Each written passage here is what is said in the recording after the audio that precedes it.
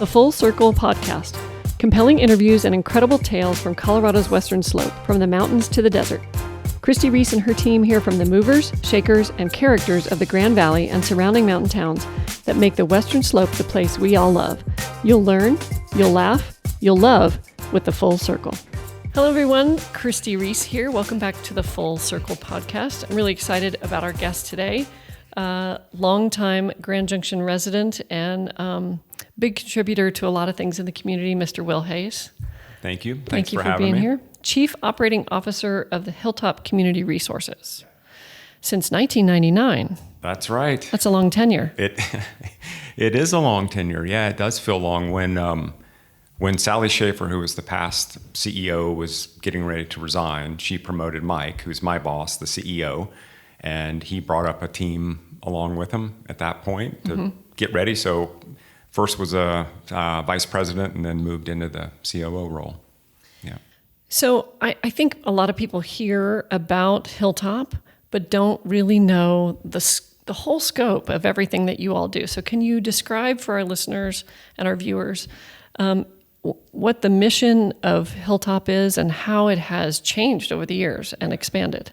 Yeah, so actually we just had a board member go off after having 2 terms. In his last meeting, he said, "I actually know what Hilltop is now." after being on the board, 8 years. Yeah. So you're right. We have a big breadth of services, kind of everything from assisted living. So we have 3 large assisted living communities, two for seniors, 1 for brain injured adults. And then kind of the full spectrum of human services, social services kind of stuff through our Family Resource Center. We have an alternative school. We help do the insurance navigation for Colorado, for Western Colorado. So yeah, full breadth. But we actually started as a rehab business. So a private company? Yeah, Denny Stahl, who is actually Mike's dad. The Stalls don't own Hilltop, by the way, but Denny Stahl was a PT and opened up a small practice or came into a small practice, mainly working with kids with polio. So at some point, we came up with a vaccine for polio, and kind of there goes the business. So at that point, he pivoted into doing more kind of full rehab and working with a lot of folks with brain injury. We opened up a rehab hospital, and at that point, our main referral source was St. Mary's Hospital, and they decided they wanted to get into rehab. So obviously, we saw the writing on the wall. We're going to go out of business, so negotiated a deal with them. They bought our rehab hospital. So at that Which was where? It's where it's on 12th and Patterson. So they use it as their life center. I think is what it is now. But yeah, we still get calls saying, "Hey, can we come to use the pool?" Because it had a heated pool, a rehab pool. Yep, I remember that pool. Yep. So we refer a lot of people. No, you got to call St. Mary's to do that, or we connect them with stuff. But so had a full team, had about 400 employees. Went down to just a handful of folks on our with our brain injury program. We still had at that point it was a very small program. Brain injury program, which is actually, I think, next year going to be celebrating their 40th anniversary as a company, also, or as a business. But so yeah, at that point, as Mike tells it, he had a full senior leadership team and nothing to do. And the Women's Resource Center, I don't know if you remember that organization, but they are a grassroots nonprofit, kind of really everything that we're doing now in our Family Resource Center. They basically lost their senior leadership team. People retired, they had a death, their board was exhausted, and so we merged with them shortly after we sold the hospital. And what year about was that? 93, maybe, somewhere along in there, yeah. It's a really forward-thinking organization for that era. Yeah, it's interesting because I think it's our greatest strength as a company that we don't get so locked into one individual program. We're more about building connections and community. That's our purpose. That's how we state our purpose. Our mission is people first. So we keep it very basic, which also means we can do just about anything if we feel like it's in our lane or it needs to be done. But we pride ourselves on not just doing things. We pride ourselves on bringing people together to say, okay, here's an issue that maybe we need to deal with as a community. Who's best to do it, and how do we do it best?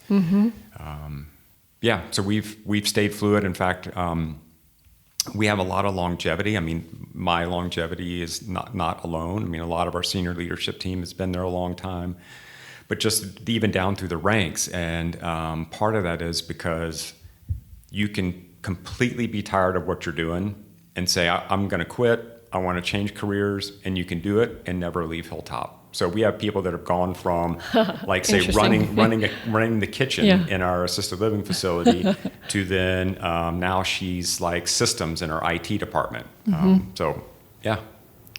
Yeah. And I know that you collaborate well with other organizations in Mesa County. Talk about those partnerships a little bit and how that has transformed not only Hilltop, but the other organizations, and how you complement each other. Yeah, that's one of our big goals, is to partner with other organizations. So we do a lot with Aerial Clinical Services. Becky Hobart's their executive director, CEO.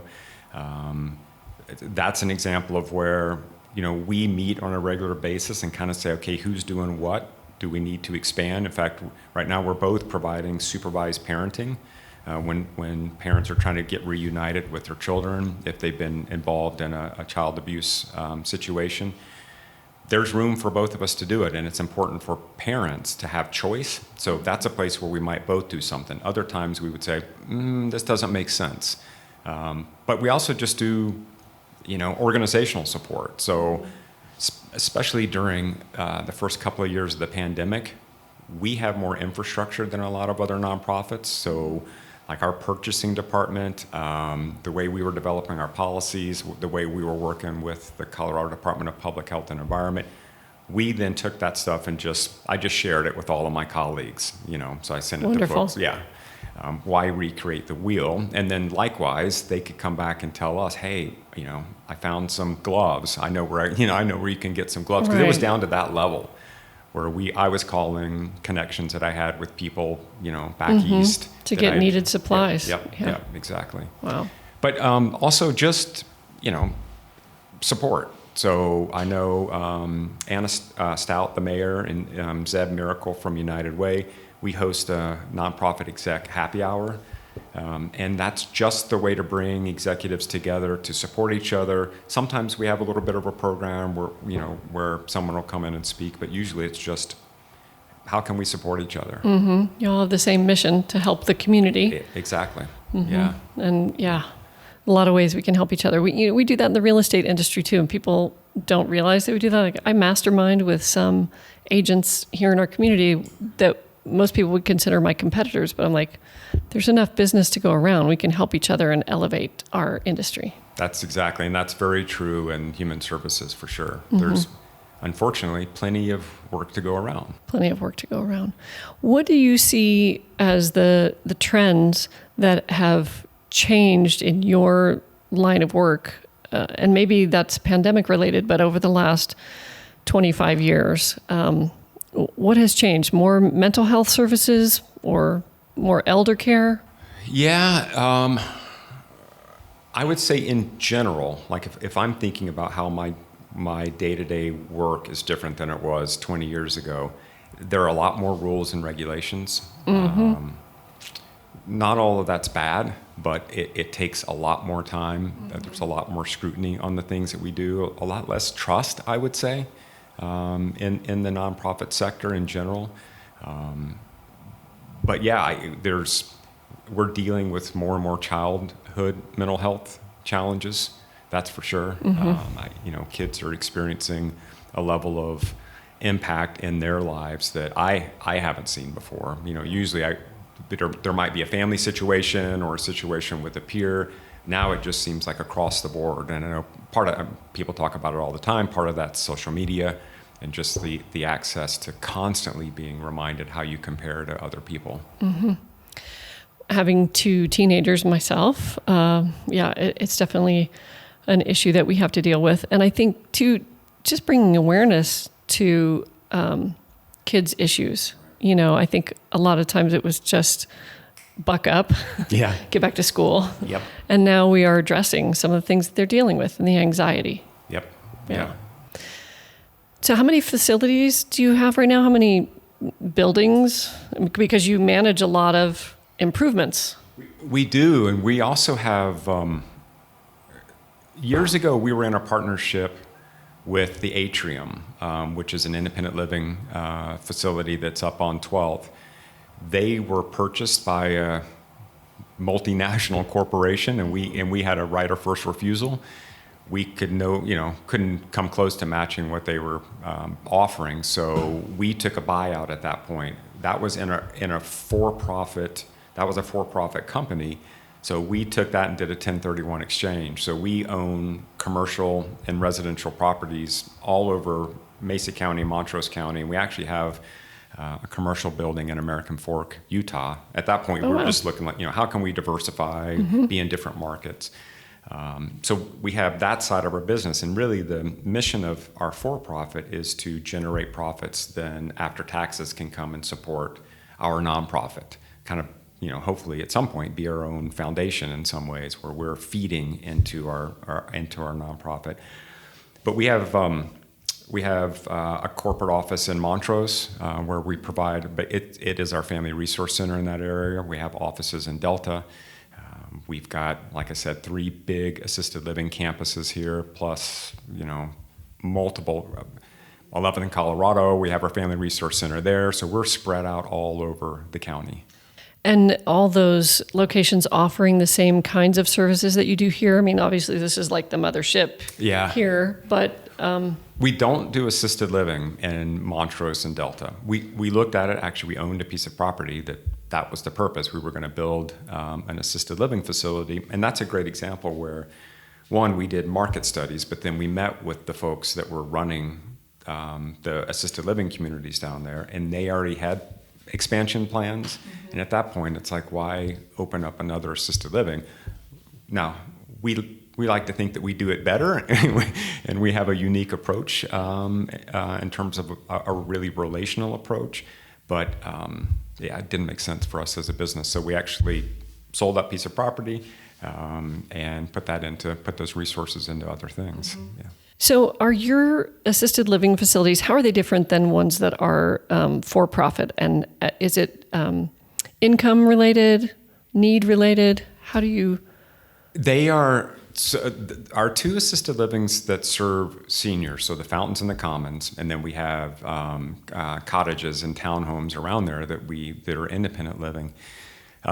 We serve, they're private pay, so they're relatively high-end facilities, and we do allow folks to, one of the things that's different about us is if you move in and you outlive your money, essentially, we allow people to convert over onto Medicaid and stay there, which we take a loss on that. But at that point, we usually now have had a relationship with this person and their family or a couple for years. And so it doesn't make sense to us to say, well, thanks for, everything you've done, but goodbye. Right. Now you're out. Now you're out. Yep. So that's one of the things that distinguishes us. But if and when we are able to generate a margin on those programs, which right now we aren't because of additional expenses that we incurred during the pandemic, and we've done a lot to increase our wages to try to get up to market wages.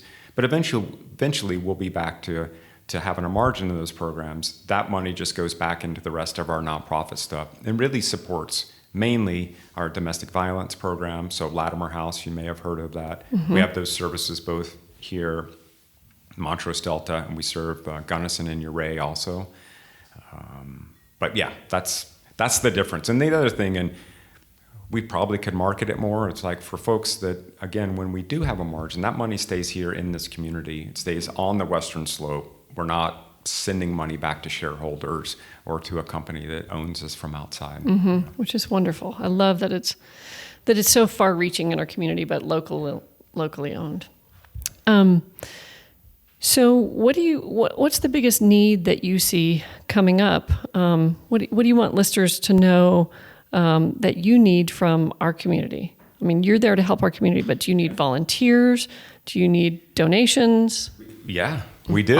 Always. we need all. Yeah, we need all of those. In fact, so we're about to celebrate our 75th year as a company next year, and 2025. I think it's already 24 because we're in our fiscal year that is a 23-24 fiscal year. You're going to see us be more prominently asking for donors and investors. That's something that we have not done a lot of as a company. We have always prided ourselves in being able to run independently without it. But what we've realized is that it's not just about the money. It's like volunteering. So if you make a donation to an organization, you believe in their mission, well, you can be a realtor, as you know, and you can still, at the end of the day, because you all have donated to Latimer House before, you can feel good about the mission that's accomplished through the dollars that come in. But we have a very robust volunteer department also that volunteer in almost all of our programs, and they make a huge difference to us accomplishing our mission. How many employees do you have at Hilltop now? 530, wow, give or take. Yeah, one of the bigger employers. It's a lot in Mesa County. Yes, we are. Yeah, and I want to talk a little bit about your personal life. Okay, let's just dig great. right in. How did you tell us about your journey to Grand Junction and how you got here and how you got connected originally with Hilltop? My wife Shawn and I first came to Grand Junction. We met at a backpacking camp up at the head of the Rio Grande River called Wilderness Ranch. She was a guide. I was Creed. Creed, as you know well. Yeah, love that area. Yep. She was a guide, and I was the ranch manager. So, essentially I drove the truck around and had controls of the keys to who got to use the chainsaw. But we worked a lot together.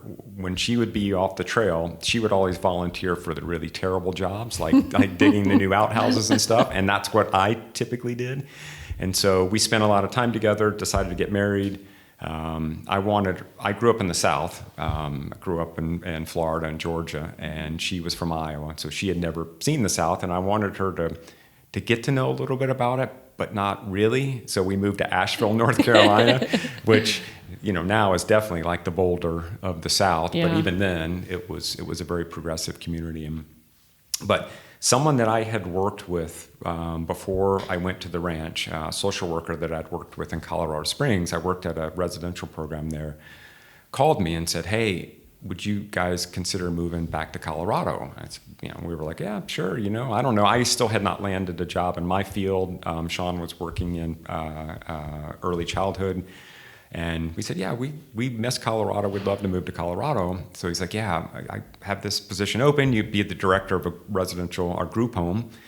And I'm like, "Okay, well, I don't know what I'm doing. I'm 25 years old." It's interesting why he thought of you for that role. Yeah, I don't know, actually. But he did, and we thought, well, how often are we going to have this opportunity? So we kind of looked at the maps, like, okay, yeah, Grand Junction.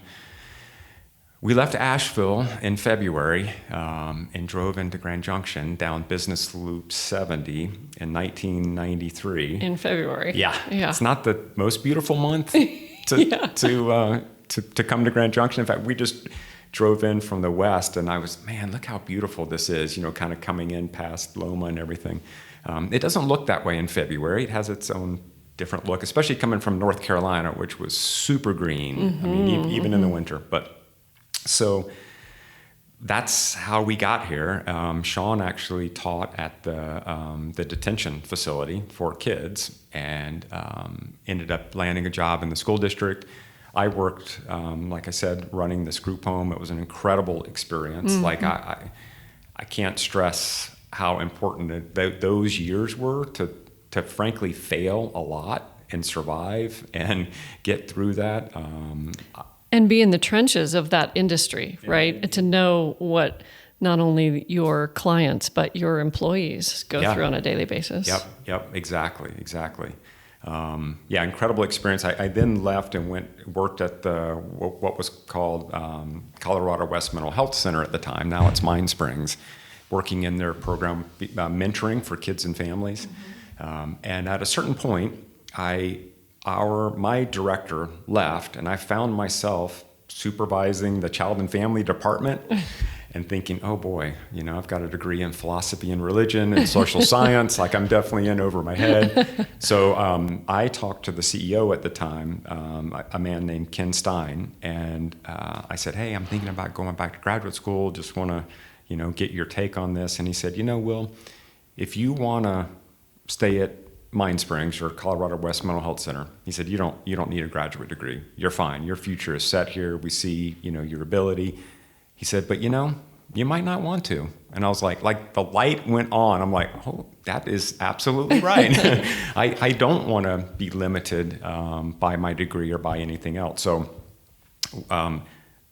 I realized I needed to go back to graduate school, and I didn't think I could do it remotely, and I didn't want to go somewhere and Sean and I not be together. That's not why we got married.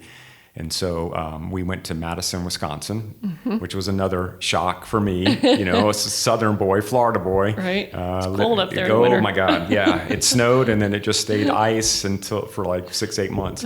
But I had an incredible experience in social work school up there. And Sean had an incredible experience in working for the district there. They're very, very innovative.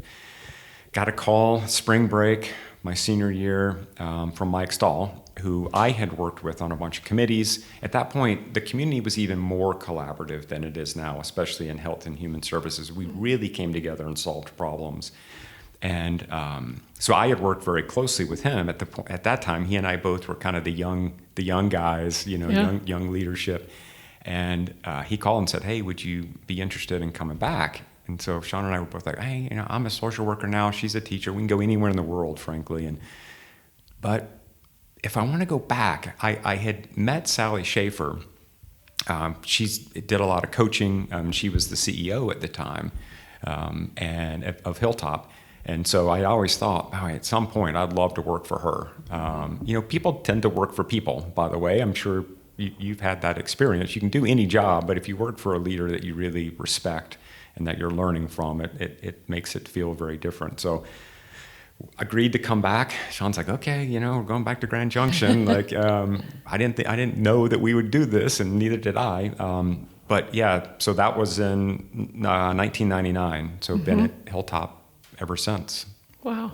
Yep. That's great. And Sean and I have been recently talking about this. So she just partially retired from the school district after 30 years, but she's still working half-time there and working with some families in the community. And it's like, are we going to stay here? Why are we still here? Like, what if we had stayed in Asheville? What if we had gone someplace else? And, honestly, it's hard to know what would have happened, but I think for me in my career, and I think the same for Sean, like, we've had just these unbelievable opportunities.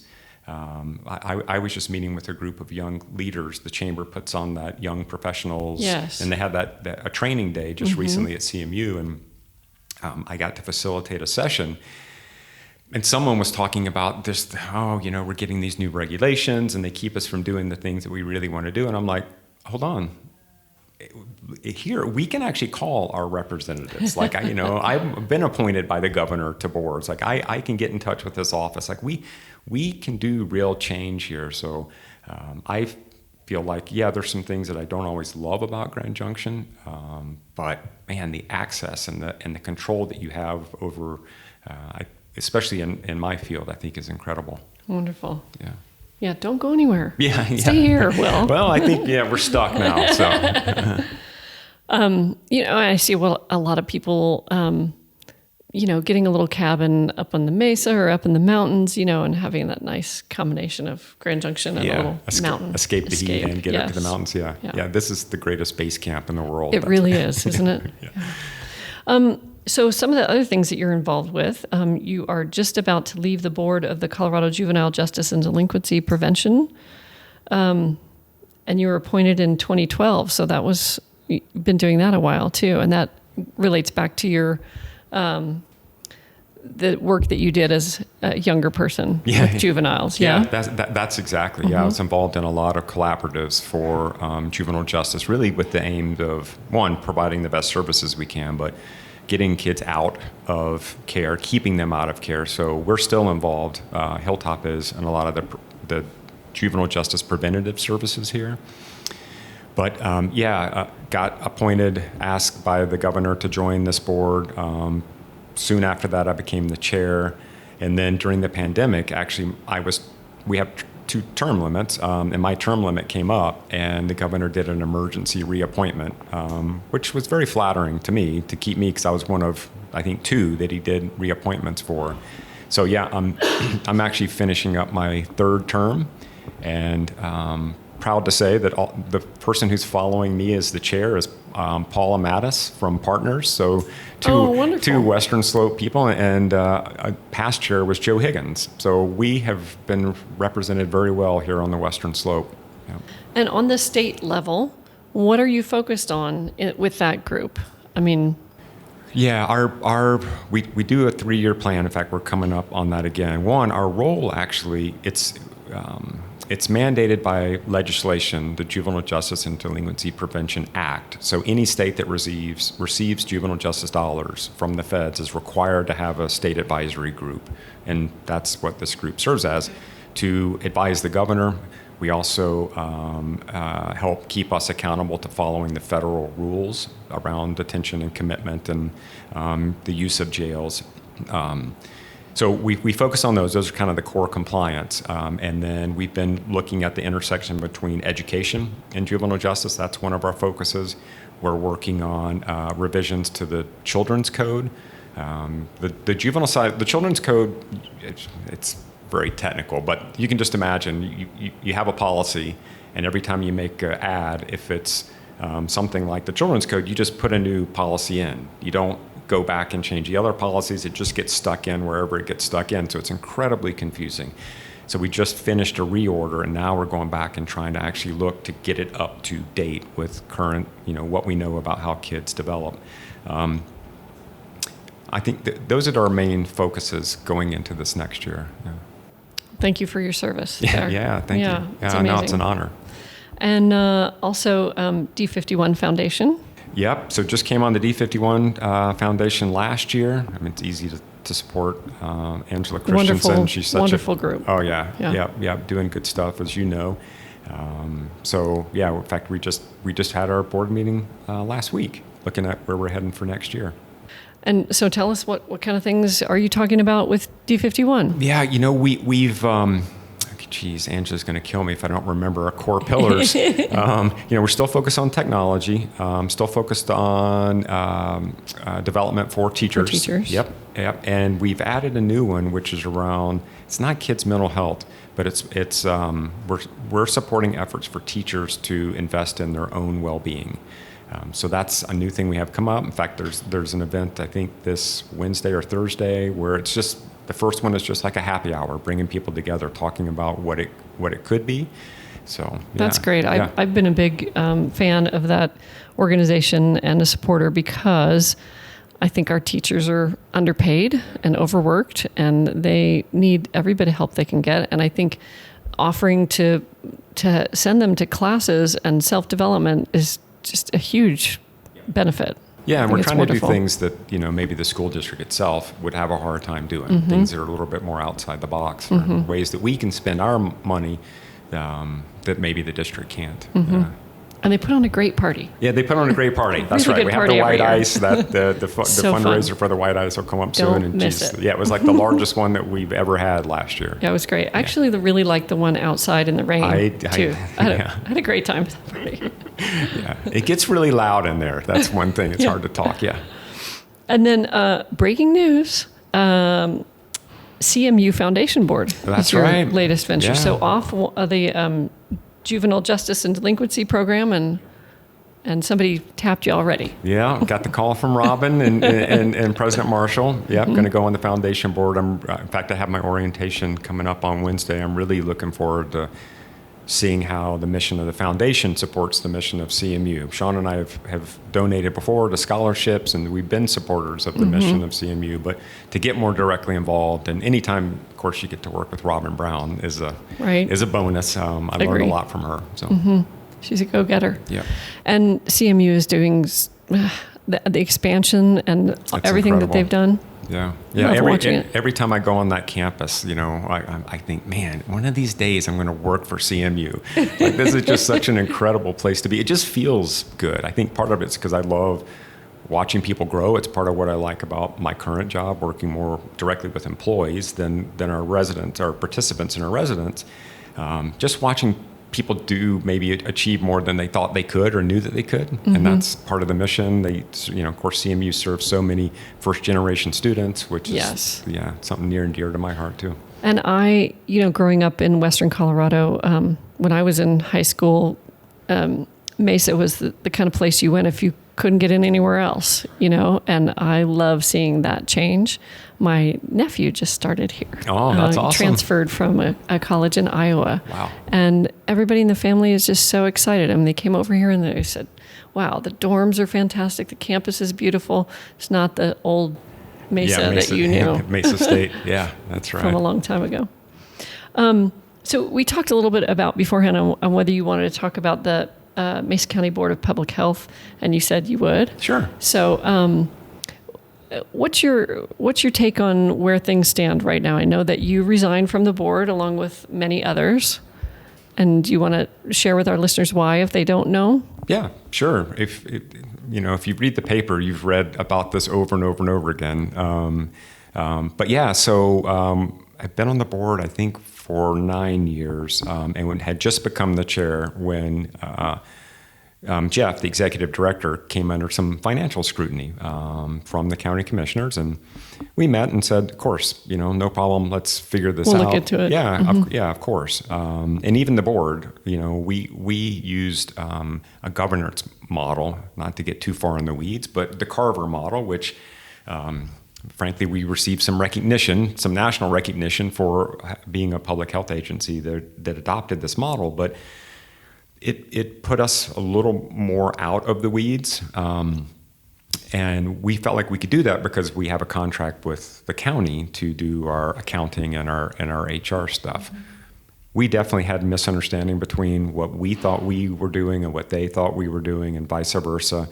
Discovered some stuff. Jeff and his team immediately took ownership. We put corrective actions in place. But for the commissioners, it wasn't enough. And I think in terms of part of why I'm totally willing to talk about this, and I think commissioners would be too, is just from what I have learned from it. I think obviously public service is very important. It's been a big part of who I am. And to come into an organization, especially one like public health, where on one hand you need to bring yourself to that role as a board member. At the same time, we're asked to also stand a little bit outside of ourselves and our personal, maybe what we would want to achieve personally. So I'm hopeful that the new board that's now been put together, there's some very prominent folks on there, and I think are coming from the right place, that they will get to that place too.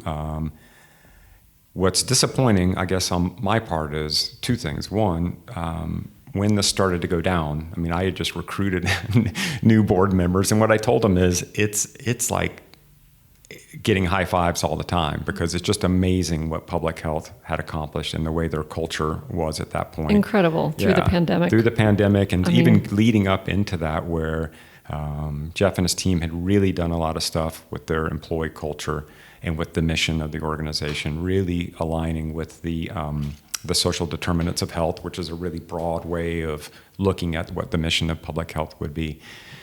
And then to have that disrupted, unfortunately. And then for me personally, as a professional, I've worked with people from all kinds of varied backgrounds who maybe couldn't agree, and have always prided myself in being able to reach some sort of compromise, some sort of win-win. And being open-minded and willing to listen to views. Hey, we don't agree, but for the good of the order, we're going to move forward, and this is what we're going to do. So I was disappointed that we weren't able to reach that, to the point that, in our last meeting, is basically we were told, you're either going to be removed or you can resign. And I think most of us just did not want to go through a public process like that, and I had some young leaders on the group that definitely were replacing their career where it didn't make sense for them, and so we decided to resign. How many people resigned at once? It was 4 of us resigned, and Janet stayed, the 5th member. Yeah. And I've worked with Janet, by the way, my whole career. So we've done a lot of great stuff together. So I harbor no ill will to her. So. Certainly. And yeah, we all hope that progress will continue there at the health department and things will get back to, being a great organization. And Jeff now has got some new plans. Yeah, I just reached out to him and he was camping. So I think he's finally getting to take some time off. So I don't know yet what he's going to actually do. But I know even before this, we felt like we had to continue to be competitive because people were always reaching out to him and wanting to hire him. So who knows what great asset to our community, and hopefully we can wrangle him to stay here and do something great. Well, you've given so much to our community. I mean, really, I think I see you at meetings and I see you in the paper, and I just want to say a big thank you for, all of the different ways you help members of our community and our kids, and your wife as well. Yeah. Fantastic teacher. So if people want to get more involved with Hilltop, say they want to volunteer or just learn more about your programs, what's the best way to do that? The best way is just to go to our website. Yeah, just go to the Hilltop website. We've got everything on there about our services, about our mission, our values, and there's links to pretty much every way to get involved. You can always just reach out to me directly. I'm always glad to meet with people and talk about what we do and maybe how they could help or how we could help them too. That's the other thing. We, like you brought up earlier, as a larger nonprofit, we love to try to help other nonprofits be successful. Yeah. Well, I think if you're someone in our community that has an issue, you don't know where to go, Hilltop might be a good first place to start, right? Yeah, you all know the different resource avenues. Yeah, I love it. This is one of the things that we pride ourselves in. But so even like at our corporate office, Tracy, who is the administrator over the front of our office, I hear her all the time on phone calls. She'll go, okay, well, we don't actually do that, but hold on just a second. And she connects them directly with whatever it is. And of course, we run 211. We're the agency that's over 211. So that's one thing. If you don't know what to do, if you just dial 211, you'll get someone. And if they can't help you, they know the person that can. But yeah, if you just call Hilltop, the classic is, I don't know what you do, but I heard you can help me. Right. So So on one hand, we want more people to know what we do. On the other hand, it's like, well, that's not a bad place to be. That's right. Call. Everybody knows you're there to help. And if that's what the main thing they get from seeing your logo, that's a wonderful thing. I agree. It gives me goosebumps. Me too. It feels like such a privilege to get to be part of that. Yeah. Thank you, Will Hayes, for joining us today. Anything else you want to share with our listeners? I don't think so. Thank you for giving me this opportunity to talk too. Yeah, absolutely. Thanks again for your service. And I'm Christi Reece with Will Hayes, and we'll see you next time on the Full Circle podcast. Thanks. Thanks for listening. This is Christi Reece signing out from the Full Circle podcast.